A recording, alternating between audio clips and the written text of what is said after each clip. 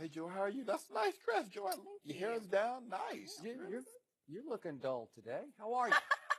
See, Huh? why are you? I'm just kidding. I'm just trying to get you up out of your chair. You seem low energy. No, you like this? I like it, actually. Dana White's here today. It's your collection suit. Oh, Santa Claus White. It's always got to be about you, right? He's late. This was supposed to happen. I paid my bet off the next week. No, Floyd Sr. You'll never be able to pay that debt off. I paid it off. I wrote a check out of my own account. I had to just. You can't erase that from my memory. Well, just knowing that you know that I know. Dana White is coming up later in the show. But let's start in Dallas. The 8-7 Cowboys are out of the playoff picture a year after being the top seed in the NFC. A lot of the blame has been put on Dez Bryant, who has not had a 100 receiving yard game all season, and his contract for next year includes a cap hit of nearly $17 million. Yesterday, Dez talked about his struggles and his contract. Let's take a listen. I can only do what, I can control. Yeah, in better times, hell, frustrating,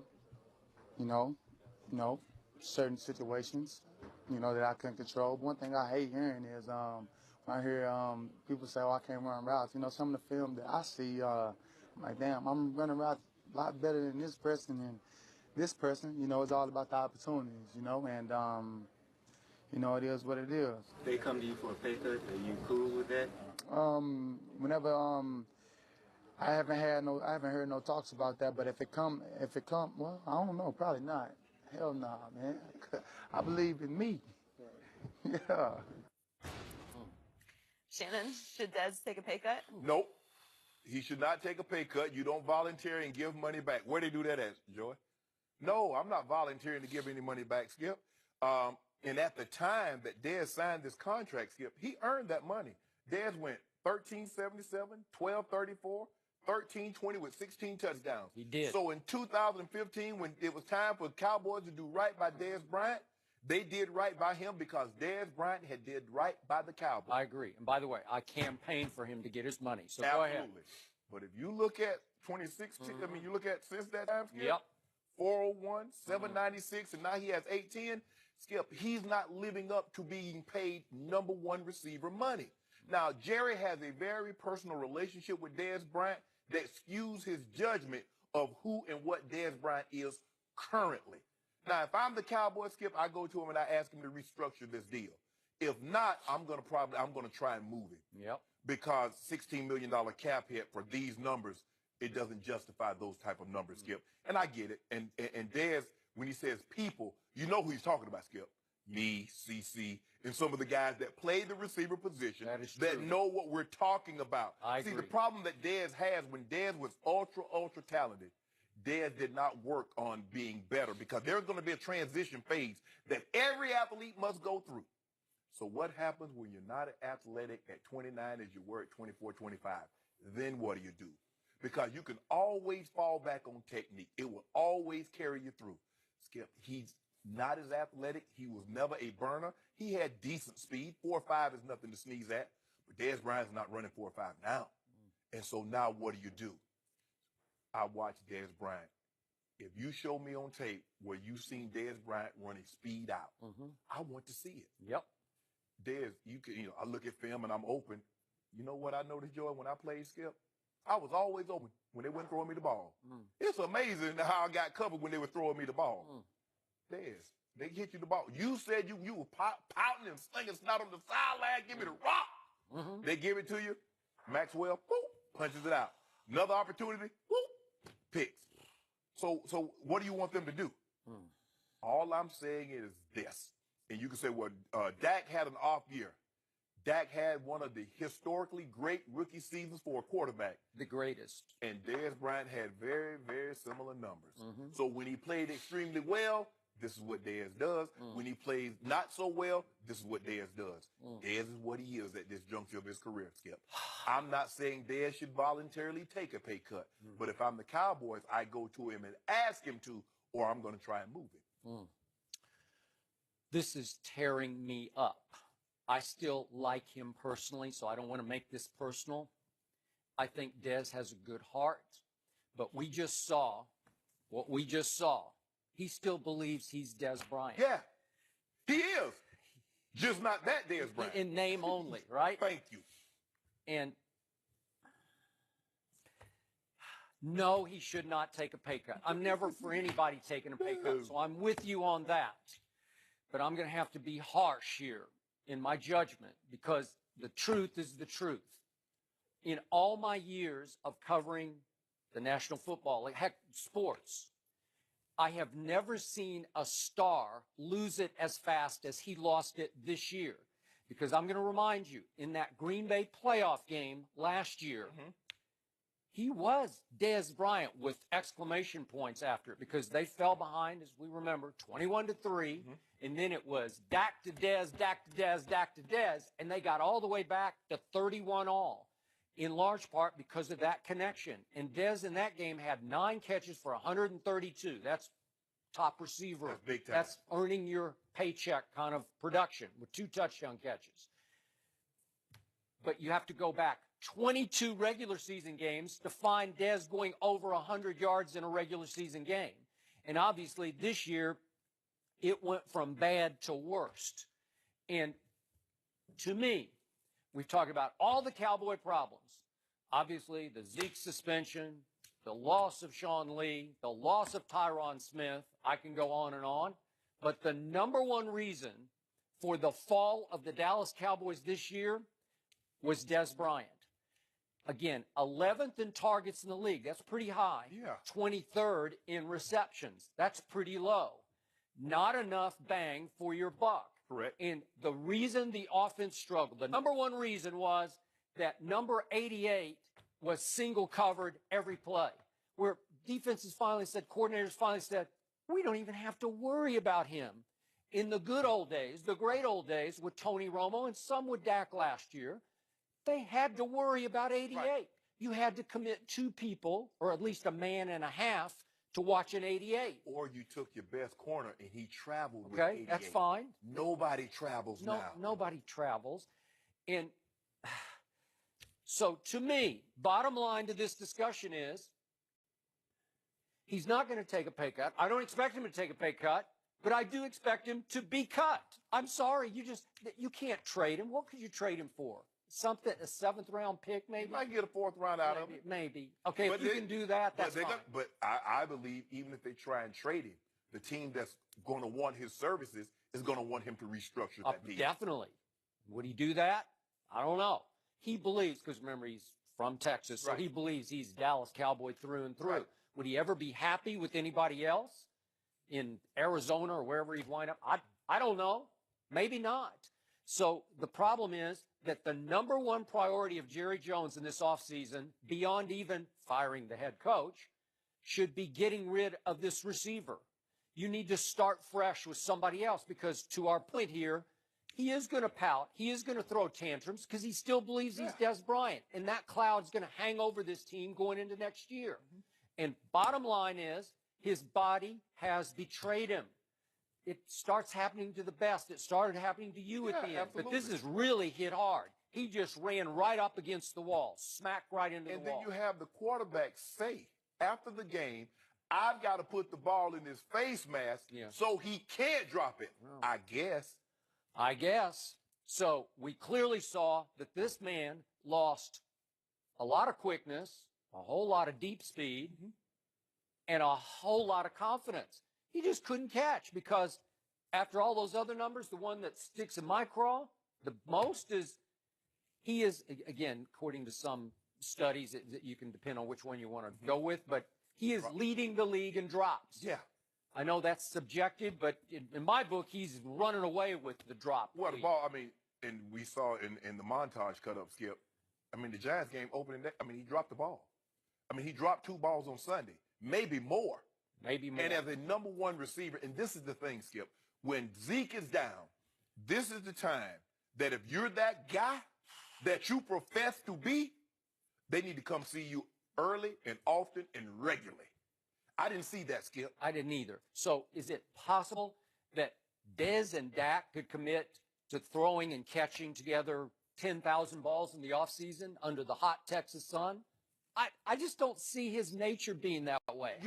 Skip, at the end of the day, you got to be man-to-man coverage. Mike Shanahan, my former coach in Denver, used to always tell us when we got ready to play the Raiders and they pressed man. We played Kansas City with Dale Carter and Albert Lewis and all those guys. He said, guys, you got two choices if you can't beat man coverage. You either coaching or selling cars. Yep. Well, John Elway's not hired and my coaching staff is filled. So you're going to be out of a job. Yeah. Dez Bryant must beat man-to-man coverage.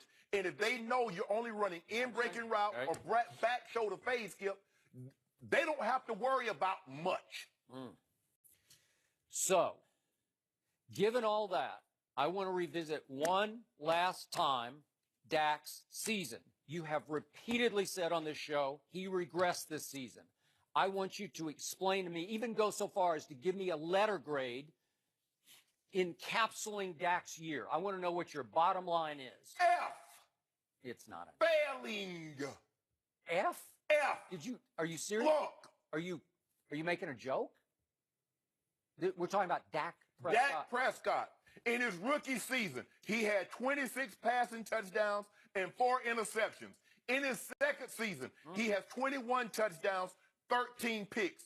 The 4 picks, 4. He leads the NFL in giving the opposing team points without their offense being on the field.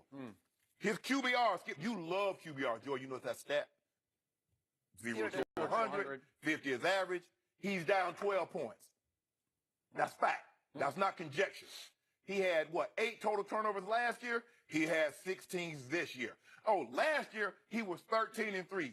At the best, he's going this year 9-7. So how do I give him a passing grade? If his completion percentage is down, his yards per attempt is down, his QBR is down, win-loss. You know, Joy, you know that old restaurant.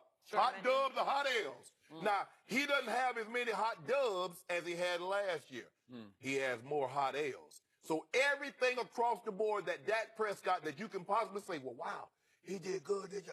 No, he's down in every measurable. So I don't know how, if you flunk every single test that you take and you come show up to class every day, you think you're going to get a passing grade, Joy. Where they do that at, Skip? They do that at Vanderbilt? I didn't think so. So he gets a failing grade. He has less touchdowns, Skip. 5 less. 5. This many. My old boy walking to him. I don't even want to talk about him. He's been so good this year. Interceptions up. QBR down. Completion percentage down. Wins down. And you want me to give him a passing grade. How? Under what scenario? I don't grade on no curve. So it's just flat out. You get what you earn, and what did he earn? And I told you, Skip, baby, you sat right, Joe, he sat right there and told me. I hate to say this, and maybe this is a blessing in disguise, but I'm glad Zeke got suspended because Dak Prescott gonna make you eat a lot of crow. I said, Skip Bayless, 1 or 2 things gonna happen. Either Dak Prescott's gonna shut old Shannon Sharp up, or he's gonna have me asking even more questions than I was asking before. Now you tell me what's going on. Okay, you tell me what happened in the first quarter of the first game without Ezekiel Elliott. What happened? Sean Lee pulled his hamstring again. And what happened right on schedule in the first game without Ezekiel Elliott? Tyron Smith, the best left tackle in football, is gone. And then he's gone for the Eagles game. Why you do that? Are you kidding me? Why you doing that? Are you kidding me? Joy, what we get here? We get results or excuses. This is the single most wrong-headed and unfair and unconscionable opinion you've had in the history of Undisputed. No. And I'm serious about this. No. This is not facetious. This isn't quote-unquote locker room talk. Nope. This is dead, solid fact that we're talking about. I was dead serious when I gave him that F. Dak Prescott deserves, I'm going to grade him harshly. He deserves a B, but it probably should be a B+. Skip Bayless, you Given don't stop the playing. minor miracle that he pulled off this year. What miracle? With, number 1, what did we just talk about? No Dez Bryant. Dez Bryant turned into a liability, from a strength to a liability. That same Dez Bryant that was there in 2016 had basically the same numbers? No, he did not. Okay. You know what, Nino? Leading the league in drops, and an offensive line that I will be the first to admit I dramatically overrated because it didn't come close to living up to its hype of having 3 players ranked in the NFL.com players poll of what, top 100? Top 25. They had 3 in the top 25. Yeah. Are you kidding me? Tyron Smith is starting to turn into Dez Bryant. His body is betraying him. It's starting to break down, and you have said that before. If you live okay, into the it season, really betrayed him this year. It did. And by the way, that center and that guard that are supposed to be the best at their positions, I didn't see it because I saw Dak Prescott all year long running for his life.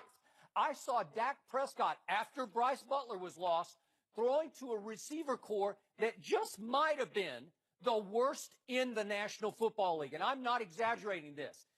Seriously, your man Carson Wentz has 5 targets, 5 receivers I would take over any one Cowboy receiver right now. You didn't want to say that last year.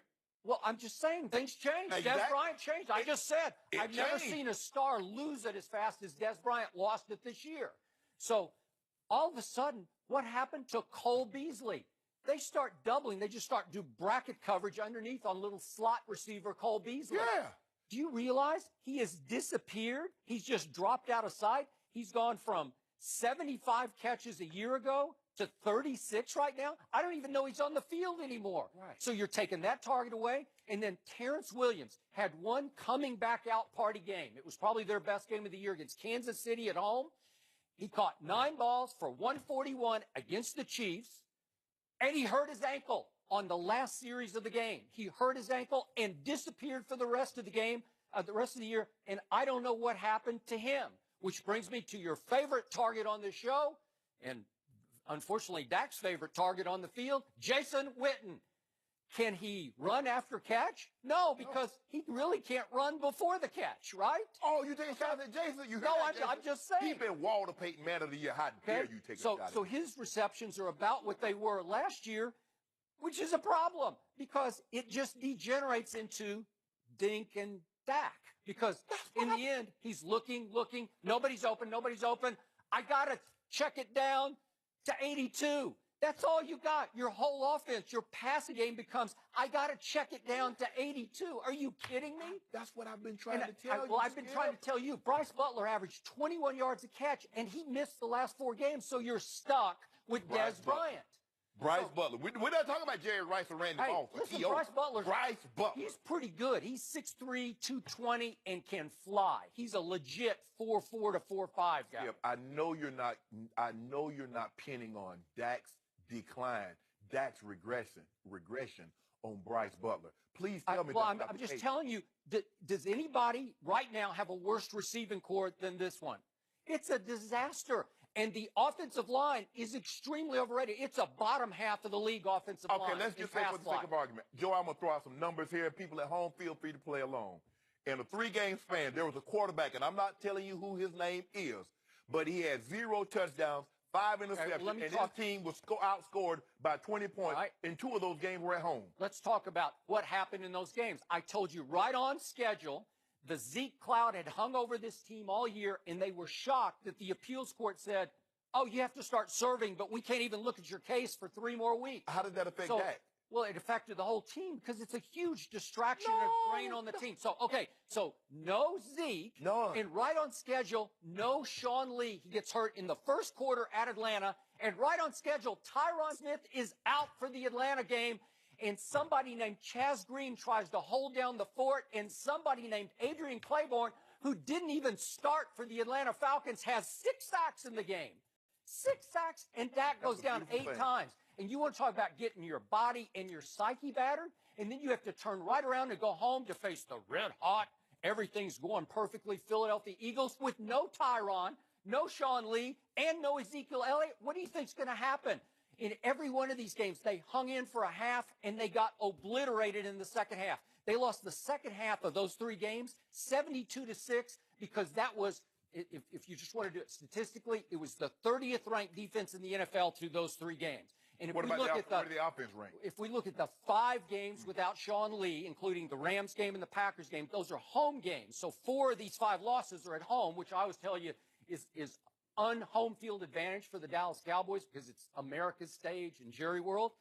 They got outscored in the second halves of those games with no Sean Lee, 114-22. Well, I keep telling you, Dak can't play safety. How did they get Maybe those, he could. How did they get those 22?